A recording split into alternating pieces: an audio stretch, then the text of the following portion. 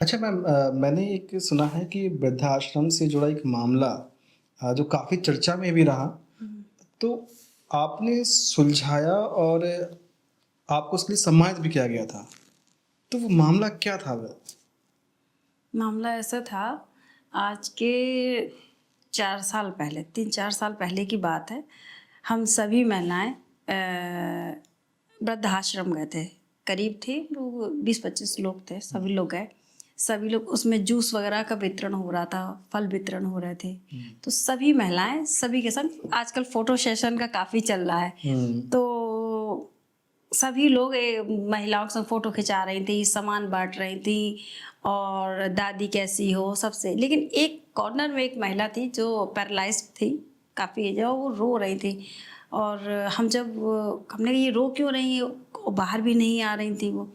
तो हम अंदर गए तो हमने कहा अम्मा क्या बात है? हमको वो बस एक कह हमें अपने घर भेज दो।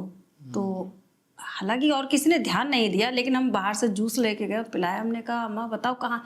कि हमारी लड़की को बुला दो, हमें जाना है। इसके बाद वो चीज़ थोड़ा-सा हमें अंदर से काफ़ी हम इमोशनल भी हैं इस मामले में। जैसे अगर हमारे सामने ऐसे ही कुछ चीज़ आ जाती है तो हम दुखी हो जाते हैं। इसके बाद हम कुछ देर तो वहाँ रुके, लेकिन ये बात दिमाग में चल रही थी मेरे। इसके बाद हम बाहर आए, वहाँ मैनेजर से मैंने बात की तो उनके घर के किसी का नंबर नहीं था।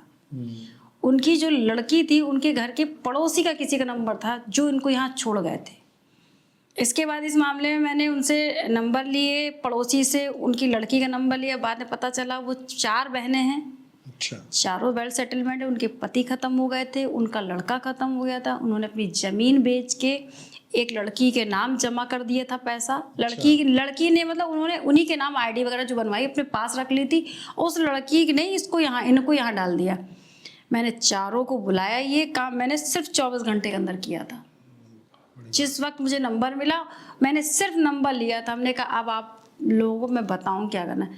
एक लोग स्पाइसी कंपनी है, उनके प्रोप्राइटर हैं, उनके ही दामाद थे।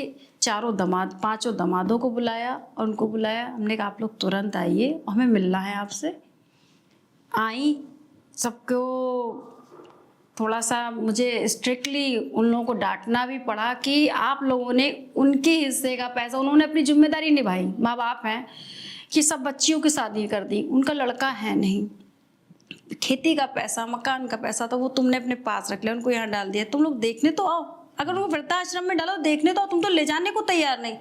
इसके बाद मैंने इतना पैसा होने के बावजूद हाँ, भी? मैंने 3-3 महीने का एग्रीमेंट बनवाया कि 3-3 महीने सभी लोग रखेंगे, अगर नहीं रखेंगे तो पुलिस कंप्लेंट मैं करूँगी और इनका जो पैसा है वो इनके इलाज में खर्च किया जाए। और 5 वर्षों तक लगातार इस केस को मैंने उनको वृद्धाश्रम से उठा के उनके बच्चों के साथ भेजा। अच्छा। ये बहुत बड़ा था, सभी ने कहा था यहाँ वृद्धाश्रम में भेजा जाता है माँ-बाप को, वृद्धाश्रम से माँ-बाप को उनके घर नहीं भेजा जाता है। सब लोग बहुत बड़ा आश्चर्यचकित थे। मैंने हाँ, इसके लिए अब सम्मान भी मिला है हाँ, आपको। मुझे बहुत जगह पे सम्मान मिला था, काफ़ी न्यूज़ भी चली थी इसकी। तो जब वो गईं, तो उसके बाद वो वहाँ से मेरे से बात भी करती थी अम्मा। अच्छा। हाँ, और 3-3 महीने रहते थे। अभी इनका शायद 4-5 महीने पहले उनका देहांत हो गया है माताजी का। तो उसमें भी पैसे त्रयोदशी वगैरह के लिए नहीं दिए जा रहे थे, लखनऊ में थी। फिर उनका इलाज भी अच्छे से हुआ और लास्ट उनका जो बुढ़ापा था 5-6 साल का, बहुत अच्छे से कटा। और 3-3 महीने यहाँ पे माधवगढ़ साइड में सभी लोग रहते थे, पाँचों लड़कियाँ बाकायदा रखा और अच्छे से रहीं, और जब तक वो जी मुझे तो आशीर्वाद दिया। तो उनका आशीर्वाद है जो आप इतने इस हाँ, मुकाम पर अभी भी मौजूद हैं। तो हम बहुत उससे बहुत प्रसन्न हुए और वो काम आज भी हमें खुशी होती है कि हाँ, एक माँ को हमने पहुँचा पाया उनके बच्चों को। भले वो मजबूरी में रखा, लेकिन अपनों के बीच रही ना वो लास्ट में, वरना वो रो रही थी, कोई उन्हें देखने वाला नहीं था।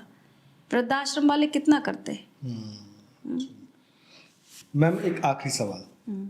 एक खुशहाल परिवार चाहने वालों को आप क्या संदेश देना चाहती हैं? किस तरह से इनकी फैमिली खुशहाल रहे? एक हैप्पी फैमिली के लिए घर के सभी मेंबर्स को एक दूसरे से बातचीत करनी चाहिए। टाइम स्पेंड करें साथ में। हाँ, बातचीत करनी चाहिए और रिस्पेक्ट वो बहुत और पेशेंस, मतलब धैर्य बहुत आवश्यक है किसी भी फैमिली में। धैर्य है तो एक बहुत स्ट्रॉन्ग फैमिली बनती है। और मतलब नेचुरली मुझे लगता है कि अगर ये 3 चीज़ें हों फैमिली में, तो फैमिली में कभी झगड़े नहीं होंगे। चलिए आपका आपस में बातचीत हो तो नहीं।